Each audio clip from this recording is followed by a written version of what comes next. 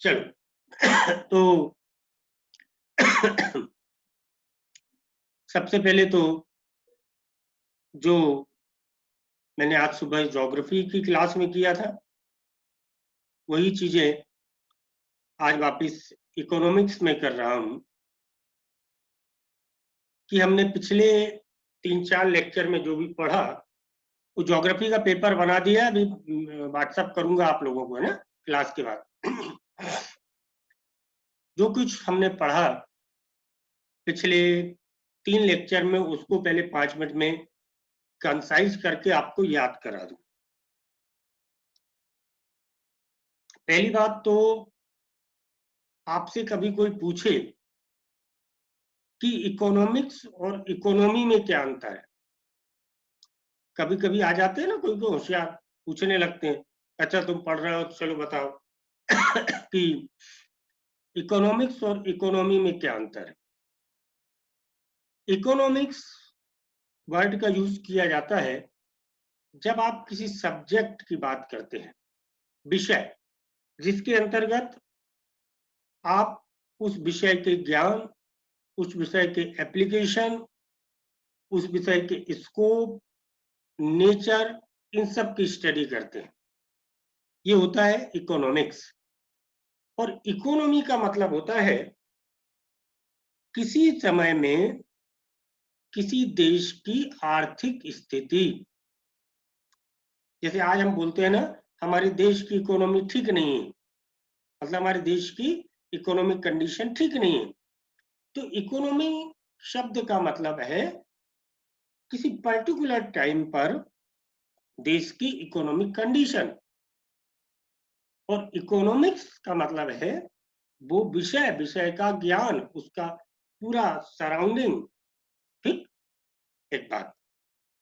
अगली बात, हमने जो अपना लेक्चर शुरू किया था वापिस वहीं आते हैं कि इकोनॉमिक्स में सबसे इंपॉर्टेंट चीज होती है जिसके आसपास हमें पूरी स्टडी करनी है, और वो है मार्केट। वो है मार्केट, बाजार। बाजार जाते हैं ना पानी पता से खाते हुए, बाजार। तो बाजार क्या है? बाजार में buyer, seller, goods, services, currency. हम यदि बाजार को सिंपल समझें तो पहले तो कोई एक वस्तु होगी, उस वस्तु को बेचने वाला होगा, उस वस्तु को खरीदने वाला होगा कोई, और खरीदने और बेचने का जो लेन देन होगा उसके लिए कोई करेंसी होगी जिसके आधार पर वस्तु वो खरीदी और बेची जाएगी। क्लियर है? वो करेंसी होगी। और जो इंपॉर्टेंट चीज है कि किसी भी वस्तु की प्राइस क्या होगी, ध्यान रखना, पूरा रिकॉल करा रहा हूं क्योंकि एक बीच में संडे आ गया है और अभी आप लोग बिल्कुल नए हो, इसलिए बिल्कुल धीरे धीरे आगे बढ़ रहा हूं कि पूरा आपसे बनते चले। तो जो भी वस्तु होगी वो कितने में बेचेंगे, कितने में क्या करेंगे, है ना, इसके लिए क्या होगा, कोई करेंसी होगी और कोई नियम होंगे। कोई करेंसी होगी और कोई नियम होंगे। तो वो करेंसी कितने में वस्तु को खरीदेगी, कितने में बेचेगी, उसके नियम कौन बनाएगा? उसके नियम बनाएगी सरकार, गवर्नमेंट। ध्यान से सुनना, यदि पूरे बाजार की वस्तुओं की कीमतों का निर्धारण सरकार करती है तो उस प्रकार की अर्थव्यवस्था को कहते हैं साम्यवादी अर्थव्यवस्था, capitalistic economy. Then the capitalistic economy is an economy in which the rate or market rate of goods and services are decided by the government. Even all the labor are working under the government norms. पूंजीवादी अर्थव्यवस्था वो अर्थव्यवस्था है जिसमें वस्तुओं की कीमतें सरकार द्वारा निर्धारित की जाती हैं, ठीक। और यदि ये साम्यवादी अर्थव्यवस्था है, कम्युनिस्ट इकोनॉमी, कैपिटलिस्ट इकोनॉमी जिसमें पूरी वस्तु की कीमतें बाजार द्वारा डिसाइड की जाती हैं, समाजवादी सोशलिस्ट इकोनॉमी जिसमें मार्केट और गवर्नमेंट दोनों का रोल रहता है। तो ऐसे कभी कोई आपसे पूछे कि इकोनॉमी कितने प्रकार की होती है, तो इकोनॉमी होती है तीन टाइप की, तीन प्रकार की होती है इकोनॉमी। पहला प्रकार कौन सा है? कैपिटलिस्टिक इकोनॉमी, जिसमें सरकार का बाजार में कोई रोल नहीं होता, कीमतें डिमांड और सप्लाई के आधार पर डिसाइड की जाती हैं। सेकंड, सोशलिस्ट इकोनॉमी, जिसमें बाजार और सरकार दोनों का रोल रहता है, जिसको हिंदी में बोलते हैं साम्यवादी अर्थव्यवस्था, सॉरी समाजवादी अर्थव्यवस्था। और तीसरा साम्यवादी अर्थव्यवस्था, जिसमें पूरी तरीके से सरकारी नियंत्रण में अर्थव्यवस्था रहती है। ये तीन प्रकार की अर्थव्यवस्थाओं को हमने समझा है।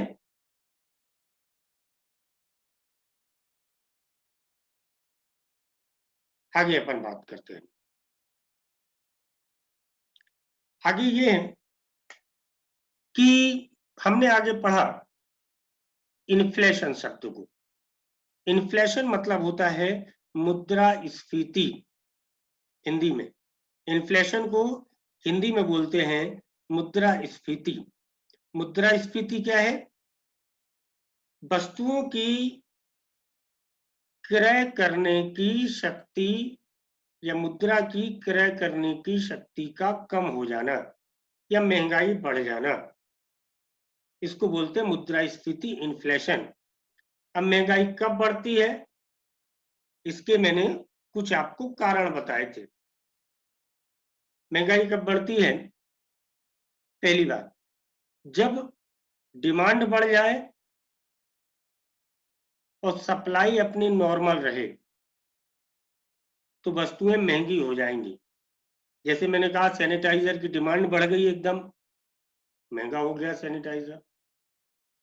दूसरा, डिमांड उतनी ही रहे और सप्लाई कम हो जाए तो भी बढ़ जाएगी। तीसरा, कॉस्ट बढ़ जाए, मतलब कंपनियों को जिस मूल्य पे वस्तु बना रही हैं उससे महंगे पे बनानी पड़ जाए, या तो लेबर कॉस्ट महंगा हो जाए या टैक्स बढ़ जाए या कुछ भी चीजें हो जाए, तो इसको बोलते हैं कॉस्ट बढ़ जाना, वस्तुओं की लागत मूल्य बढ़ जाना। तो ऐसे में भी महंगाई बढ़ जाती है। इन तमाम कारणों से महंगाई बढ़ सकती है। इसके अलावा एक इंपॉर्टेंट मैंने आपको फैक्ट समझाया था कि महंगाई बढ़ने का एक और कारण हो सकता है लिक्विडिटी, तरलता। तरलता क्या है, लिक्विडिटी क्या है? कि आपके पास नगद रूप में जो पैसा है, आपके पास नगद रूप में जो पैसा है, प्रिंस, आपके पास नगद रूप में जो पैसा है उसको बोलते हैं लिक्विडिटी, तरलता। जिसे मैंने आपको समझाया था कि आपके पास 1,000 रुपए कैश है और 1 लाख का चेक रखा है, तो आपकी तरलता होगी, लिक्विडिटी होगी केवल 1,000 रुपए। जब आपके पास लिक्विड फॉर्म में पैसा बहुत ज्यादा होता है, जब आपके पास लिक्विड फॉर्म में पैसा बहुत ज्यादा होता है, तो आप महंगी वस्तुएं खरीदने से नहीं कतराते, बल्कि कई बार सस्ती वस्तुओं को भी महंगा खरीद लेते हैं होशियारी में। तो वस्तुओं की कीमतें वैसे में बढ़ जाती हैं।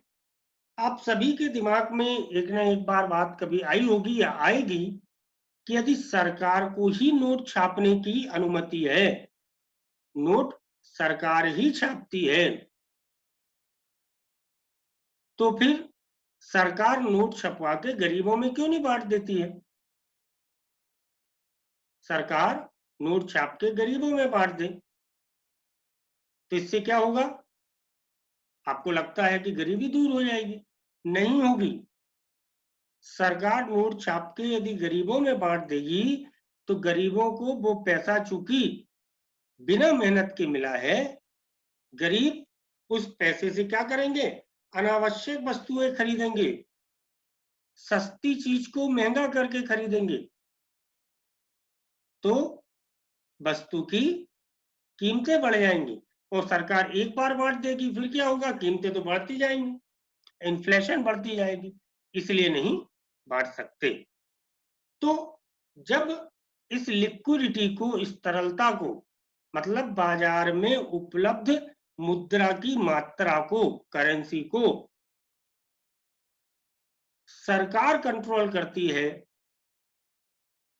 तो वो सिम्टम्स होता है कम्युनिस्ट इकोनॉमी का। हमारे इंडिया में सरकार की तरफ से ये कंट्रोल करता है आरबीआई, और इसको बोलते हैं आरबीआई की मौद्रिक नीति।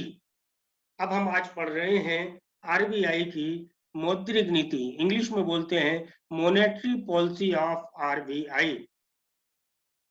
हम पढ़ेंगे आरबीआई की मौद्रिक नीति।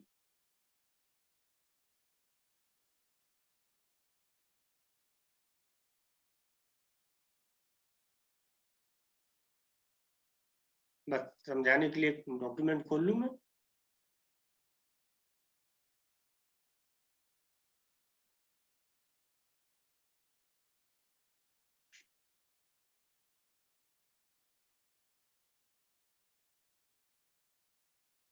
अभी जितना पढ़ा उसमें से किसी को कुछ पूछना है क्या?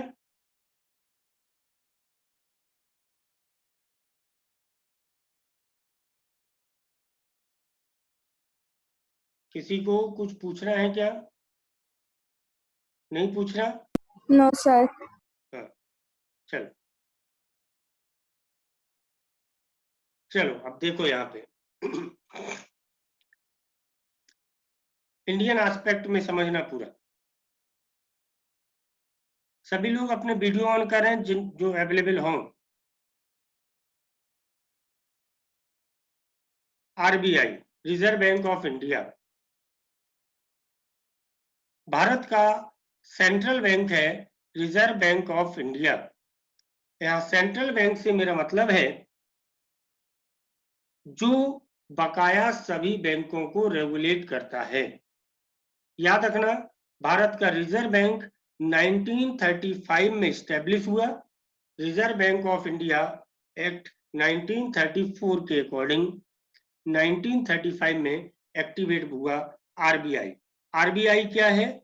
मेन कंट्रोलर है सभी प्रकार के बैंकिंग सिस्टम का हमारे इंडिया में। अब आरबीआई जो बना, जिस कानून के तहत आरबीआई बना था, उस कानून में सेकंड शेड्यूल थी। उस सेकंड शेड्यूल में कुछ शर्तें लिखी हुई थी भारत में बैंक खोलने की अनुमति लेने के लिए। उन शर्तों के साथ जो जो बैंक खुले वो कहलाते हैं शेड्यूल बैंक। ध्यान रखना, उन शर्तों के साथ जो जो बैंक खुले वो कहलाते हैं शेड्यूल बैंक। क्लियर है? आप जिन बैंकों को जानते हैं वो सभी शेड्यूल बैंक ही हैं। जैसे कि मान लो अपना एक सबसे बड़ा शेड्यूल बैंक है एसबीआई, है ना।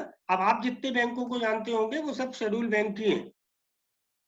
एसबीआई हो गया, यूनियन बैंक हो गया, आईसीआईसीआई बैंक हो, तमाम बैंक सब शेड्यूल बैंक ही है। तो ये जो आरबीआई है, जैसे कि हम जानते हैं कि आरबीआई ही मेन कंट्रोलर है सभी प्रकार की बैंकिंग सिस्टम का। मतलब एसबीआई जैसे तमाम बैंक आरबीआई के अंडर में ही आते हैं, इसलिए मैंने ये एरो बनाया। आरबीआई ही सबके लिए रूल्स रेगुलेशन बनाता है। ठीक, अब कुछ टर्म्स को मैं यहाँ आपको समझा रहा हूँ, बहुत ध्यान से समझना। पहला टर्म है बैंक रेट। पहला टर्म्स है बैंक रेट। क्या होता है बैंक रेट? एक बार समझो इसको, कल एक बार फिर समझाऊंगा, 2 बार समझाऊंगा।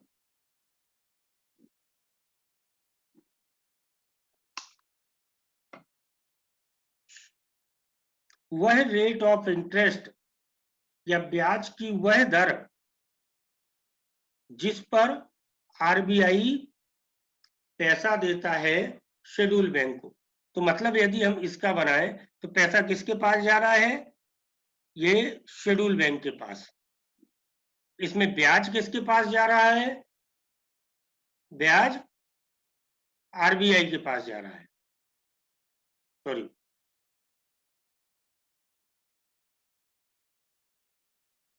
ब्याज इसमें किसके पास जा रहा है? आरबीआई के पास। बैंक रेट क्या है? वह रेट ऑफ इंटरेस्ट जिसमें आरबीआई एसबीआई जैसे शेड्यूल बैंकों को पैसा उधार देता है। मान लो ये बैंक रेट है 4%। मान लो ये बैंक रेट है 4%। तो मान लो 1,00,000 रुपए एसबीआई उधार लेता है आरबीआई से, तो कितना इंटरेस्ट देना पड़ेगा एसबीआई को? 4%, 4,000 रुपए। समझ में आई बात? दूसरा, एसबीआई बैंक रेट के अलावा दूसरा टर्म्स होता है CRR, cash reserve ratio. Cash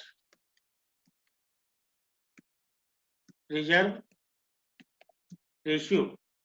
cash reserve ratio क्या होता है? इसको हिंदी में बोलते हैं नगद आरक्षण अनुपात, पर इंग्लिश में ही याद रखना है, ये कभी कोई हिंदी नहीं बोलता है इसकी। नगद आरक्षण अनुपात। कैश रिजर्व रेशियो वो पैसा होता है जो इन बैंकों को आरबीआई के पास सुरक्षित रखना होता है नगद रूप में। कैश रिजर्व रेशियो वो रेशियो है जिसके बराबर पैसा नगद रूप में शेड्यूल बैंकों को आरबीआई के पास रखना होता है। अभी 2 टर्म्स ही समझो। जैसे ये हमारे एग्जाम्पल में ये एसबीआई है। अब ये एसबीआई को पैसे की जरूरत है, तो ये क्या करते हैं? आरबीआई से पैसा लेते हैं। जिस रेट ऑफ इंटरेस्ट पर पैसा लेते हैं उसको बोलते हैं बैंक रेट। मान लो इन्होंने, एसबीआई ने रिजर्व बैंक ऑफ इंडिया से 4% इंटरेस्ट पर पैसा लिया, और ये अपना प्रिंस को लोन चाहिए। तो प्रिंस को लोन देने के लिए मान लो एसबीआई के पास पैसा नहीं था, तो उन्होंने क्या किया? 4% इंटरेस्ट पर आरबीआई से पैसा लिया और प्रिंस को कितने परसेंट पे दे दिया? 6% पे दे दिया। तो देखो कमा लिया बीच में 2%। क्यों प्रिंस? कमा लिया ना एसबीआई ने 2%। तो इससे क्या हुआ? जितना बैंक रेट कम होगा, ये वाला रेट जितना कम होगा, एसबीआई उतना ही उधार लेगा आरबीआई से और उतना ही सस्ता पैसा लोगों को देगा। मतलब जब लिक्विडिटी कम करनी है कि एसबीआई लोगों को अनावश्यक सस्ते लोन ना दे, तो आरबीआई क्या करेगी? ये वाला रेट बढ़ा देगी। मतलब जब मार्केट से तरलता को, लिक्विडिटी को कम करना है, तो आरबीआई बैंक रेट को बढ़ा देगी। दूसरा, कैश रिजर्व रेशियो क्या होता है? मान लो इनके पास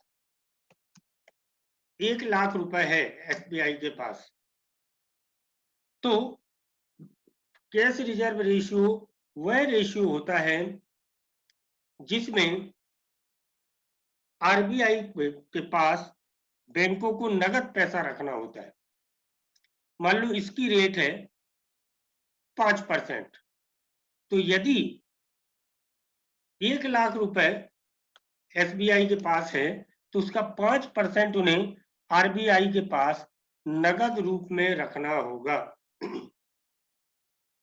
अब मतलब सीधी बात है, आरबीआई यदि यह चाहती है कि मार्केट से पैसा कम हो जाए तो वह बैंक रेट को बढ़ा देगी और कैश रिजर्व रेशियो को बढ़ा देगी। तो एसबीआई के पास पैसा नहीं बचेगा, तो एसबीआई लोगों को सस्ते लोन नहीं देगा, जिससे लोग अनावश्यक खर्च ना करें। इसको बोलते हैं मौद्रिक नीति, आरबीआई की मौद्रिक नीति। क्लियर हुई बात? अब ध्यान से सुनो, बैंक रेट क्या होता है? वह रेट ऑफ इंटरेस्ट जिस पर आरबीआई शेड्यूल बैंक जैसे एसबीआई को लोन देता है। तो जनरली मान लो यदि वो 4% है तो एसबीआई 4% पर लोन लेकर आरबीआई से आपको 6% पे दे देगा। यदि वो बढ़ा दिया आरबीआई ने, 4 की जगह 6 कर दिया, तो एसबीआई को क्या करना पड़ेगा? एसबीआई आपको जो 6% पे दे रहा था उसको 8% करना पड़ेगा। तो आप लोन लेने से कतराओगे कि लोन महंगा हो गया, तो आप अनावश्यक लोन नहीं लोगे, बाजार में करेंसी की कमी हो जाएगी, महंगाई रुक जाएगी। अब यदि बहुत दिन होगा ऐसा करते करते तो मार्केट में प्रोडक्ट बिकेगा ही नहीं, तो अब मार्केट में वापस से करेंसी बढ़ानी है, तो बैंक रेट को आरबीआई कम कर देगा, फिर वापस स्थिति आ जाएगी। ऐसे हर 3-3 महीने में रिजर्व बैंक मौद्रिक नीति डिक्लेयर करता है। क्लियर हुई ये बात? किसी को कुछ पूछना है यहाँ पे?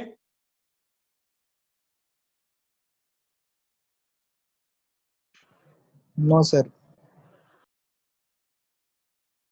अब कुछ चीजें अलग से बता रहा हूं।